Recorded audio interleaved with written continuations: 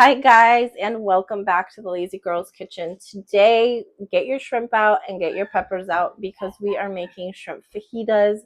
This is just a wonderful recipe. I love it all the way around. Just perfect. You can use whatever toppings you want after, but this is kind of like the base for it. Put them in a nice little tortilla that you warm up, and I'm telling you, your dinner, your lunch, whatever. It's quick, it's easy, and it's delicious. So let's get started.